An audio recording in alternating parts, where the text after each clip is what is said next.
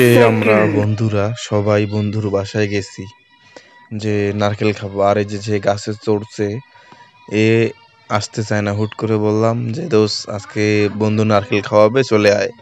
সে অল্প একটু জায়গা রিক্সা ভাড়া করে আসলো 10 টাকা। এসে একটু রেস্ট নেওয়ার পরে চললো 4-5টা ডাব। মানে পারতে যে কষ্ট, খাইতে তো খুব মজা। মানে একজন ও যে পারলো তাকে দেওয়ার মানে কোনো নামগন্ধ নাই, তারা কাটায় কুটে একদম খাওয়া শুরু করে দেয়।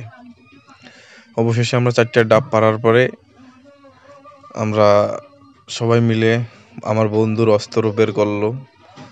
সেই অস্ত্র জং ধরে গেছে। এই অস্ত্র দিয়ে আমরা ডাব কাটবো। ডাবগুলো আসলে অনেক মজার। আর এবং বন্ধু আমার এত দূর থেকে ডাব খাওয়ার জন্য গেছে, কারণ একটা ডাবের দাম 150 টাকা। যে গাছে কষ্ট করে চললে কি হবে, কিন্তু খাইতে তো পারবো। যার কারণে বন্ধু রিক্সা ভাড়া করে আসছে। আর আমার বন্ধু কতদিন পর যে অস্ত্র বের করলো, সেই অস্ত্রতে জং ধরে গেছে। আজকে ডাব খাওয়ার জন্য সেই অস্ত্র আমাদের ইউজ হবে।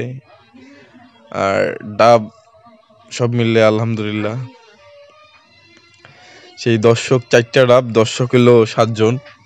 কার মুখে দেয় না দেয় মানে কোনো ইয়া নাই আর কি। তারপরেও আলহামদুলিল্লাহ সবাই খাইতে পারছি। এবং এরপরে নেক্সটে আরো বড় ভাবে ইনশাআল্লাহ। সবাই ব্যস্ত ডাবের পানি।